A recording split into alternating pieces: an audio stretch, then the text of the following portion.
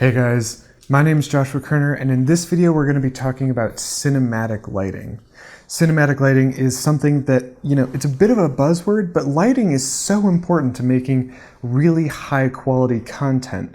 You're here because you're a bit of a control freak like I am, and you have to be in order to get that output to match what you need it to be for whatever your audience happens to be it a corporate shoot, an interview, whatever that is. You need to output a certain quality result, and it has to be achieved through using good cameras, yes, but also high quality audio gear and really great lighting. Now, lighting can be the most difficult among those to really nail down. You can just buy an expensive microphone and you're done.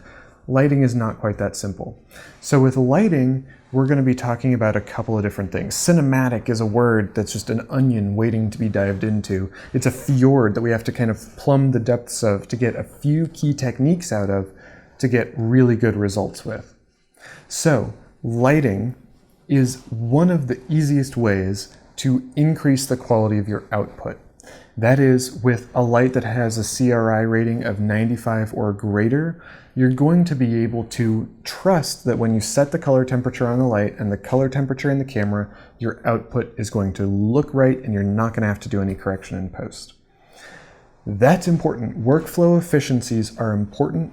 Lighting helps you build a better, more complex image and helps your workflow be smoother and more efficient so you can output faster and output better. It's nice to say workflow efficiencies equal greater, a better output, but the real way that you're going to get there is through control. Filmmakers understand that the entire process of creation is about control. You're not going to be able to get that level of control that you need to get that best output without really good lighting.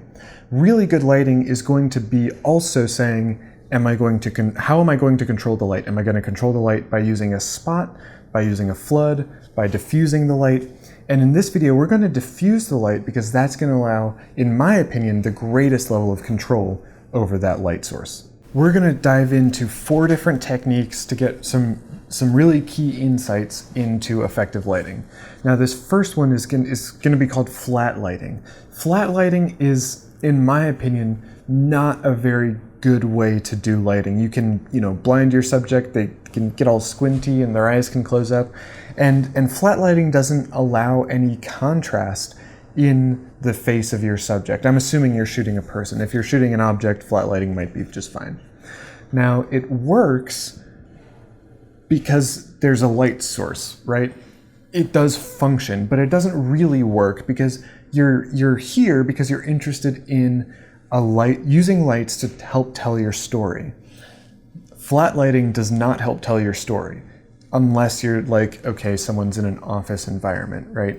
And it doesn't because, again, there's no contrast. Your background's going to be way too dark by comparison to your foreground or your subject. When you're thinking about what the story is with your lighting, flat lighting doesn't tell much of a story. It doesn't allow for any emotional engagement. And you can use that as a technique, but when you're thinking of narrative, you need to think about using your lighting for a purpose. And if you want to show disengagement, there are other better ways to do that. Technique number 2 is going to be an iteration on Rembrandt lighting. Rembrandt lighting, when you kind of get this nice little triangle here that has light in it and the rest is in shadow. There are paintings that Rembrandt, the painter, has done that's gotten you there. Now, Rembrandt lighting is, in my opinion, among the best kind of lighting that you can get for really delivering a high quality result with one light on a budget. Rembrandt lighting, you can put that light anywhere from just off center to almost, 90 degrees to you, perpendicular, and you're going to get a pretty good result. By the time you get there, it's going to be a different type of lighting. We're going to talk about that in a minute. Now, it works because it builds in contrast into your subject. Because there's that light and shadow, that chiaroscuro, right? Chiaroscuro for the Italians among you. And that is going to be fundamentally contrasty, right? Because there's light and dark, contrast exists where there is that difference. And Rembrandt lighting allows that to be an emotive, not moody, but emotive type of lighting. And that's why Rembrandt lighting works, is because it's emotive. You can tell more of a story by allowing your subject to do the telling of the story. That lighting opens the door for your subject to tell that story more effectively, ultimately. Now we're going to get into technique number 3, and that is split lighting. This is a technique that I used a lot when I started taking the whole process of content creation more seriously, because I have a nice big window that I was able to use as a primary light source. Split lighting is when you're lighting specifically only about half of your subject. Typically it's one half is lit and the other half is in shadow. That is a very dynamic, very moody, very emotive type of lighting, right? It's not always positive emotions. It's a very indicative of, good versus evil, light versus dark, all these kind of big generic thoughts that are very prevalent in a lot of narrative storytelling. It's very archetypical storytelling. Now, it works because, one, there's a lot of contrast, and 2, there's pretty good emotional content in it. You can tell a lot of story. The amount of stories you can tell is only very slightly smaller with split lighting than it is with Rembrandt lighting. And so split lighting is a very powerful tool, but because it is a little bit more so dynamic and dramatic, it's a little bit better, in my opinion, to hold off for when it could be really impactful. Finally, our 4th technique is butterfly lighting or overhead lighting. It's not going to be directly overhead, and it's definitely not going to be a spot put directly overhead, because that would be way too much for a lot of reasons. My opinion of butterfly lighting is that it's best for particular situations, right? This is a very beauty oriented. So if you have a makeup channel, this might be a great type of lighting for you. The other time that it's most frequently used is with models and in the fashion industry. It's a really positive way to light somebody.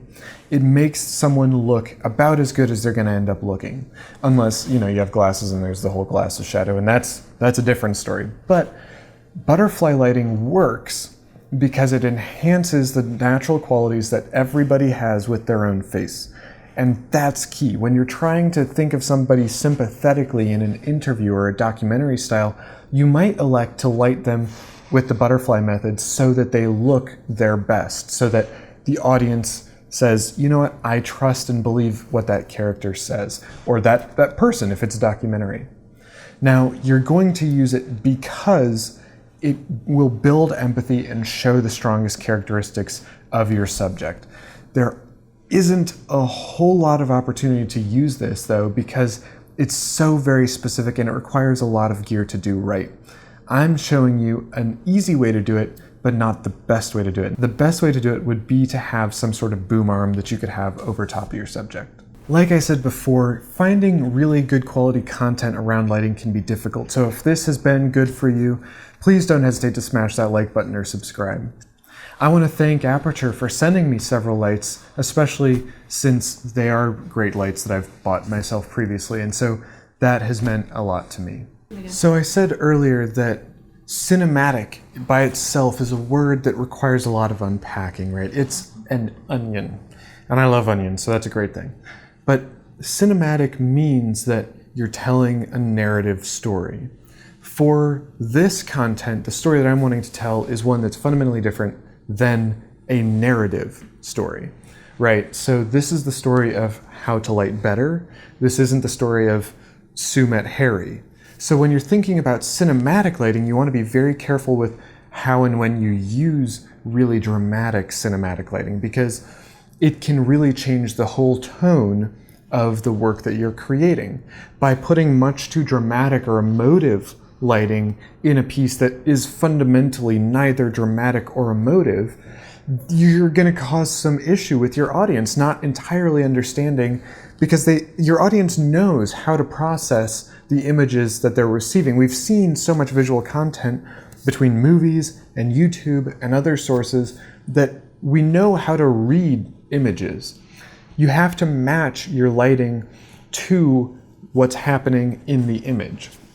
Cinematic could be anything, right? As long as there is a narrative story you're telling, you're being emotive, whatever, right? We talked a little bit about control. I want to dive into that for just a minute more because cinematic and control go hand in hand. Control is required by filmmakers of as many elements as humanly possible that show up in frame in order to control the output and guarantee that final output's quality level. Hopefully very high. So in order to get a very high quality output, you need very high quality input. These lights, these aperture lights, have very high CRI ratings. What I put in the camera, it outputs. It's very easy, workflow, very efficient. I am able to control so much of this environment such that I get the output that I'm looking for, I get the level of production that I'm looking for. When you think about cinematic lighting, you must also think of how can I control as many elements as humanly possible in frame so that my output is as good as possible. My challenge to you has to be, what are those elements of control and how can you increase them such that your output can be of higher quality? In this video, I have used the Aperture 672 3-point lighting kit as well as the Tri-8 bicolor light. I believe it's a spot actually, which is really nice. And these lights Aperture sent me, so again, thank you Aperture.